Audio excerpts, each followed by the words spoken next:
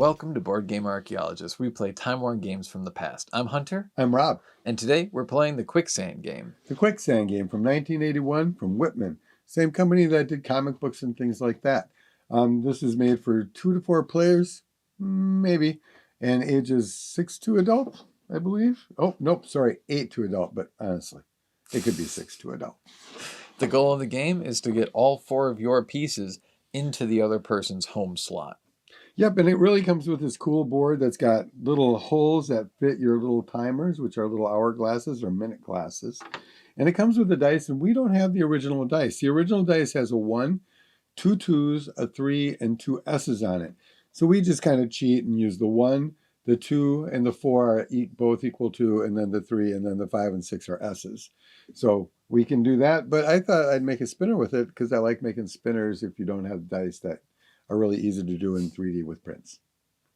And essentially how you get started is people go back and forth, and you want to get an S to begin with. The S in the roll is what you use to flip the timer and go forward 1 space.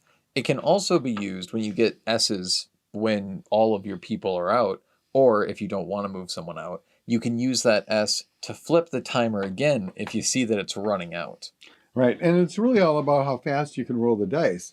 So I'm going to put this out here because if you don't, it just hits the mics really hard. But the goal is to get your player, so you start by rolling an S, and I got an S, so I get to move 1 forward. Then Hunter would get to go. And then I would roll. And he got an S, so he gets to move 1 forward. I would go like this but flip the timer and over. Flip it. So now your minute thing is going. And now I want to go, and that's a 4, which is actually a 2, so I'm going to go 1, 2. Now I can move forward diagonally or backwards, but you cannot jump a person or land on the same place. But I got to get over there before my timer runs out, and it's really only 1 minute. Yeah, and that's where a lot of the hardship comes into, because, for example, it's like, there it's like you get another person out, but this is a constant race, and the rules aren't really, completely certain on how you go about playing, like the duration of each turn, because the sand will run out. You will. And there's no hard-based rule that's like, every move has to be within this, because I feel like some people could just go, well, They could, but if you roll an S, I can flip this over and keep my sand going.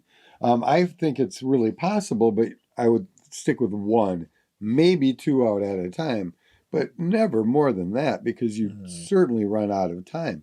So you're really stuck on this time thing. So you're right, but I think I would just keep the S and keep flipping it and going forward.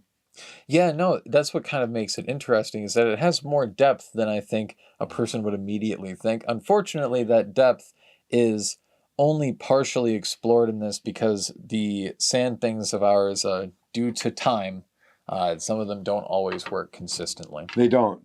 There's 1 on this side for sure that's not working. But you got like a full minute or whatever, physics and luck you have in this thing to get over to the other side.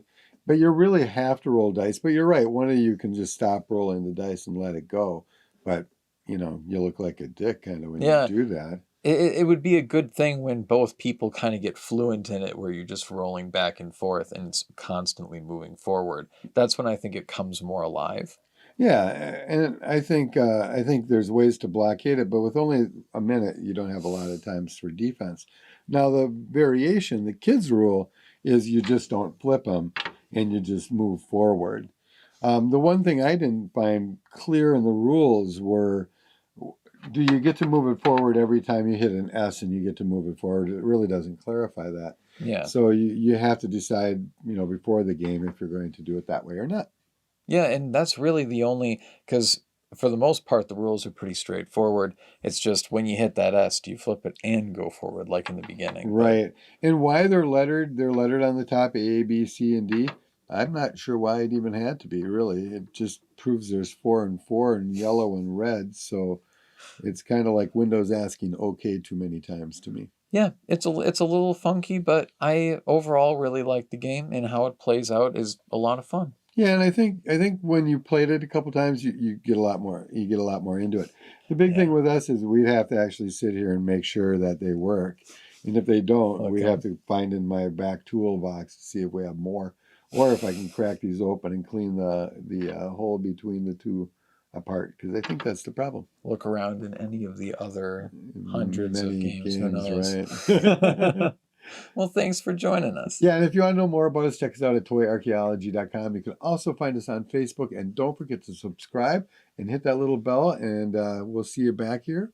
We'll see you next time. Bye. Bye.